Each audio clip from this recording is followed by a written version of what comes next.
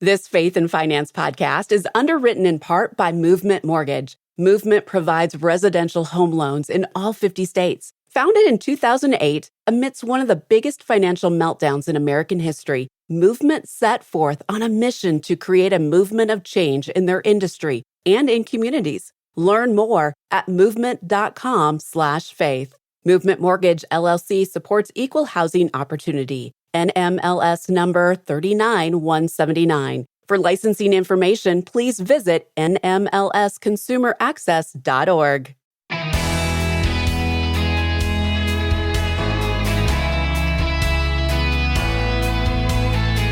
Losing a spouse can shake every part of life, but God promises to walk with you through each next step. Hi, I'm Rob West. When loss turns life upside down, even simple financial decisions can feel overwhelming. But with God's help and a few practical steps forward, there is hope and healing ahead. Today, Valerie Hogan joins us to share guidance for navigating the financial journey after losing a spouse. And then it's on to your calls at 800-525-7000. That's 800-525-7000. This is Faith and Finance, biblical wisdom for your financial decisions.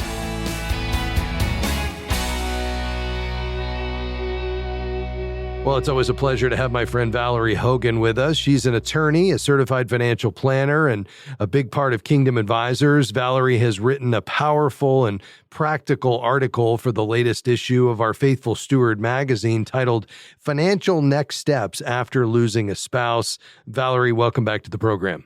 Great to be back with you, Rob. Thank you. Valerie, your article opens with a powerful acknowledgement of the grief that comes from losing a spouse. Why do you think it's important to begin in that moment?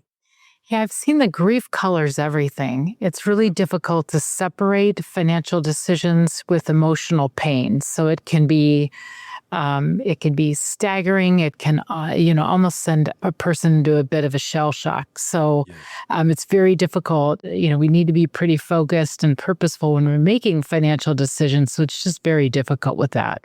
Yeah, no doubt about it. Your mother, Miriam Neff, who's been on this program many times, started a ministry for widows after her own experience.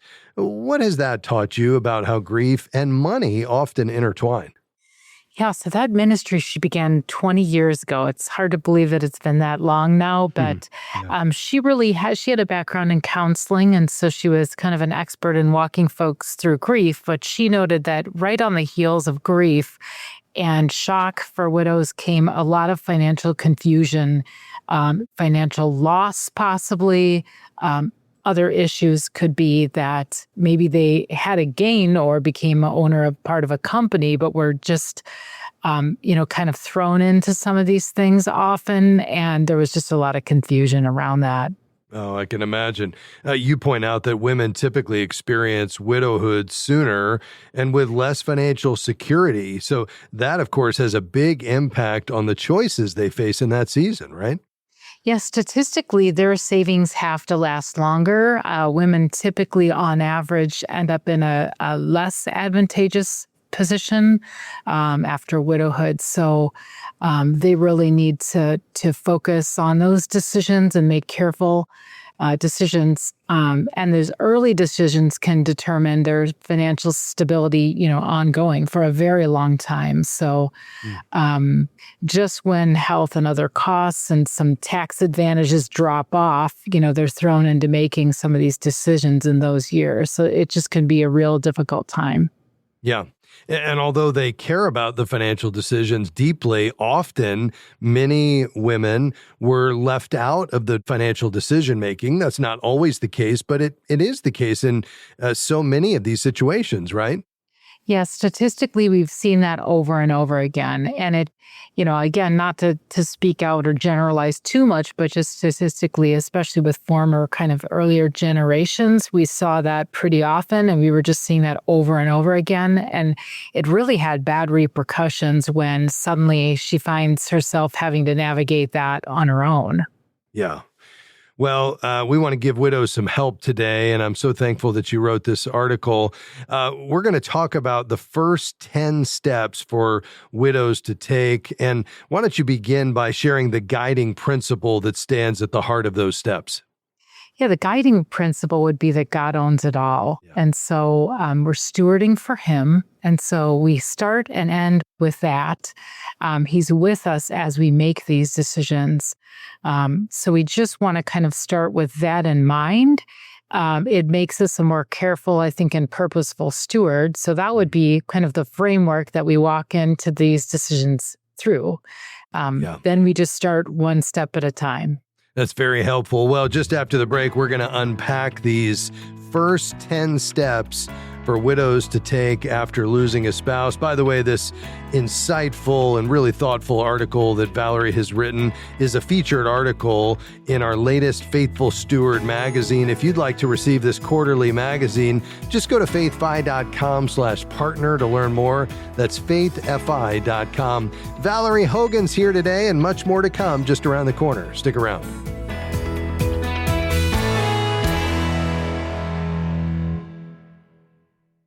Are you looking for a better way to align your faith with your finances? The FaithFi app is here to help. With tools to track your spending, plan your giving, and grow in wise stewardship, you'll learn to see money not as your security, but as a tool for God's glory. Rooted in biblical principles, FaithFi equips you to trust God more fully and steward His resources faithfully. Download the FaithFi app today from your app store or visit faithfi.com and click app. We are grateful for support from Praxis Investment Management. Since 1994, Praxis has offered investment products designed to meet practical needs for everyday investors seeking to steward their assets consistent with their desire to promote positive social and environmental impact. Praxis aims to bring a faith-based approach to ETFs, mutual funds, multi-fund portfolio solutions, and money market accounts reflecting their 500-year-old Anabaptist Christian faith tradition. More information is available at praxisinvest.com. Thanks for joining us today on Faith and Finance. I'm Rob West. With me today, Valerie Hogan. Valerie's an attorney, a certified financial planner, and a member of Kingdom Advisors.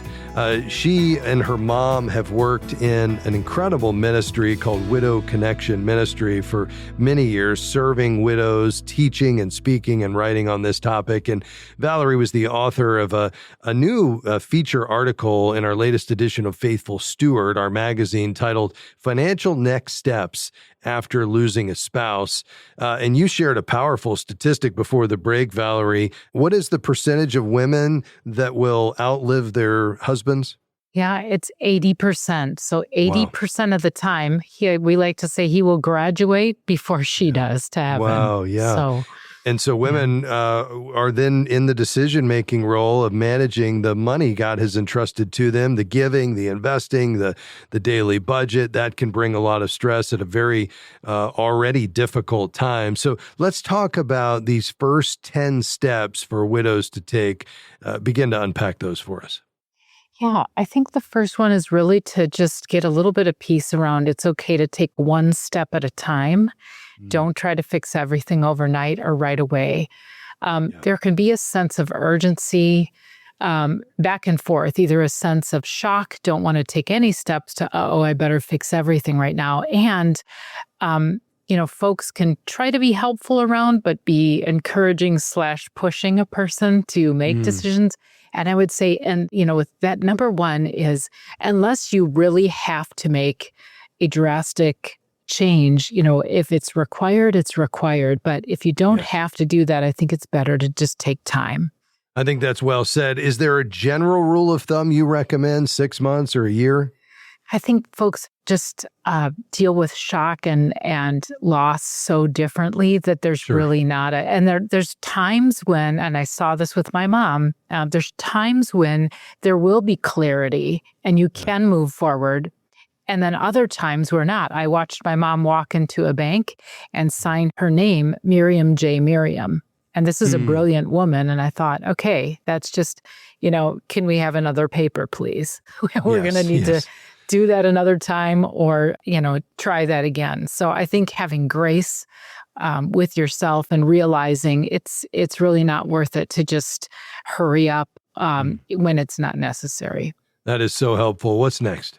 I would say just like with the hurrying on steps, that if there are big financial moves, I would also wait till some of the emotions can come out of that. I've just seen folks feel like they need to move houses right away. They need to just make large financial moves. And I think that that's very difficult with the stirring emotions of, especially of grief and all the stages of grief. Do you really want to be making a big financial move when you're in the stage of anger or something like that? So, I would just try to separate and get good data and just let the emotions settle a little bit before you're making very large moves. Another then would be try to stay organized. Track the spending, lean on trusted advisors. So the staying organized, I have seen, and we've seen that pervasively with the Widow Connection and Wise Women Managing Money Ministries, is that when you're in loss, we've seen ladies over and over again say, my dining room table is just piled. I don't have what it takes to address that, especially if there was not much interaction with that during, marriage. So now they're facing kind of a mountain of financial documents and bills. And so just taking one step at a time, finding a place where those things can be stored, maybe getting help from friends and trusted folks that can help you weed through those documents and organize them, because it doesn't get better right until you can get organized. But it's very difficult. That's good. The other is to just track where things are going to the extent that you can. And again, having grace, but leaning on trusted advisors. And I think, there are further steps where we can unpack that more, but I would just emphasize the word here as trusted. Those folks really need to be looking out for her best interest. And then the progress happens through consistency. It's that one step at a time. Not to hurry, but if you can set a pattern to say, wow, this is really difficult, maybe feeling depressed, maybe really hard to face this, but, set a pattern. I will do one thing a day regarding this, or that can really add up over time. So I think that would be helpful. And then just anchor everything in prayer. And he cares so much about when his people are hurting. And so, enlist the best help you can get, which is going to be through prayer. That's exactly right. I love one of the steps you share, and that is to form what you call a personal board of directors. Talk about what that looks like. Yeah. I think this is surrounding self with people that can advise you in a lot of different areas and key areas of your life. So it's your own personal board of directors. And I would say that figuratively, maybe not literally, but it can be. You want to look for folks that have all different kinds of skills and expertise, like spiritual maturity, financial understanding. And I would add to that demonstrated practice of that financial understanding, humility, the right professionals, encouragers, wise friends. So in the different areas that you might be, needing help and advice. So you may have a friend that is wonderfully encouraging, but if they have 23 maxed out credit cards, that is not the best person to be asking about financial advice. They would be in the encouragement bucket over there. And that's really why it's good to lean on folks that have that area of expertise or, have really mastered that in their own life to speak wisdom into yours. That is great advice. Now, in your book, Wise Women Managing Money, you and your mom use this phrase that I love: know it, own it, like it, change it. Talk about that idea and share that with our listeners. Yeah, I think those are really the steps to go through, get your arms around what is reality, and then accept responsibility. Know it is get a clear picture of what's going on. You need to know what you own and what you owe. And so have a snapshot of that. And that could take a while to collect up, especially after a spouse passes. So get to know the whole picture. And then that is now your picture. You're the one running the baton to the finish line here. So you want to own that. And wherever it's at, good, bad, or ugly, that's your starting point. And then you can decide, do I like this or do I want to change this? So it's the mindset of stewarding. You're now at the helm of stewarding that, and blend that with responsibility. But at the same time, give yourself grace. God certainly does. And then small, steady changes can help gain confidence, get victory over maybe just knowing it. Check that box, feel great about that, and then move kind of down the line. Valerie, you closed the article with a message of hope. We've got just about 30 seconds left. For somebody who's listening right now who's lost a spouse, what would you say? I would say there are brighter days ahead, and that can feel so distant and like it will never happen. But I've just seen it over and over. My mom and I together have come around hundreds of women in this situation. God will give wisdom and strength, and many widows go on to flourish and even help others. That is so well said. Valerie, we so appreciate your time and your contribution through this article. Lord bless you. Thank you, Rob. Folks, if you've lost a spouse, remember this. You don't have to do everything today. Just take the next faithful step and don't walk that road alone. By the way, if you want to read this article, learn more about our partner program at faithfi.com/partner. Your calls are next. 800-525-7000. Back with more after this. Stick around.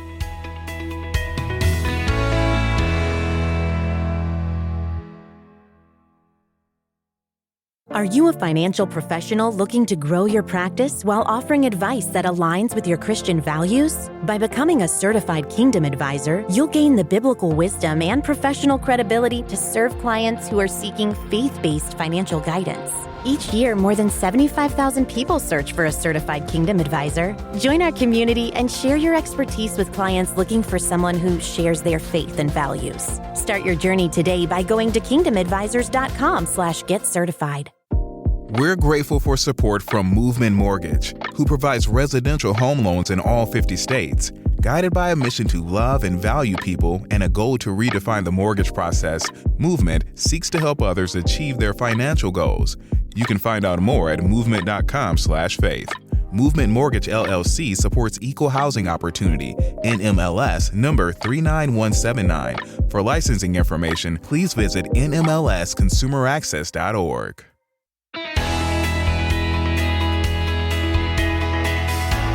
Hey, great to have you with us today. If you'd like to find an advisor, a financial professional, somebody to help you with financial planning or wealth management, but to ensure that they operate from a biblical worldview, they share your values as a Christ follower, they've met significant standards and character and integrity and experience, pastor reference and client reference, well, that's the Certified Kingdom Advisor designation. It's the only financial services industry designation that is around and offers financial advisors who can bring a biblical perspective of financial decision-making. And you can find a CKA in your area. Just head to findacka.com. Can't be any easier than that. Findacka.com. You can put in your zip code and see all the professionals in your area. All right, let's head to the phones. Rhonda in South Carolina. Rhonda, go ahead. Hi, how are you? Great. Thanks for calling. I had a friend who told me that they only will tip 10% when they go out to restaurants because they don't want to give a waitress more than they give to God.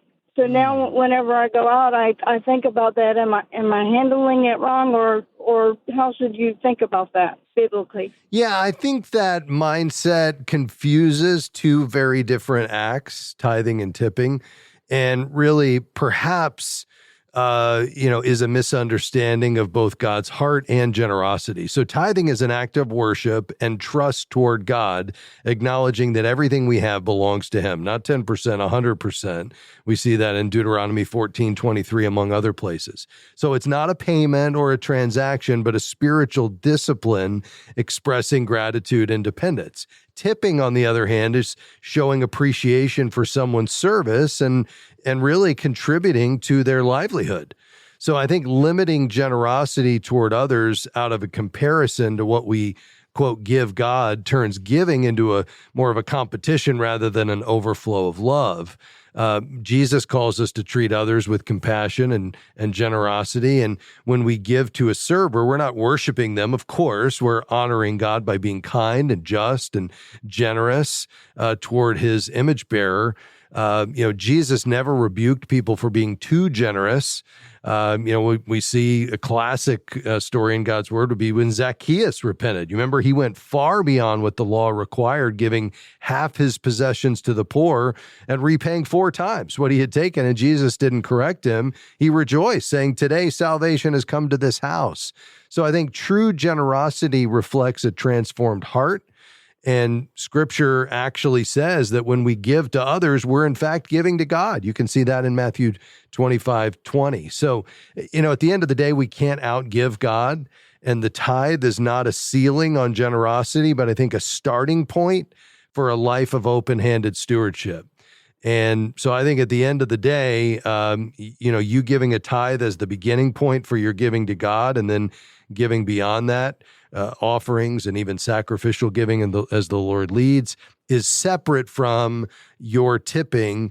And I think, today, 20%, certainly 15% at a minimum for good service is really normal and customary, and is a way we can honor those who serve us well and, again, contribute to their livelihood. And I would have no problem. In fact, I would encourage that personally. Is that helpful, though? That is very helpful. Thank you so much. All right. Lord bless you. Thank you for calling, Rhonda.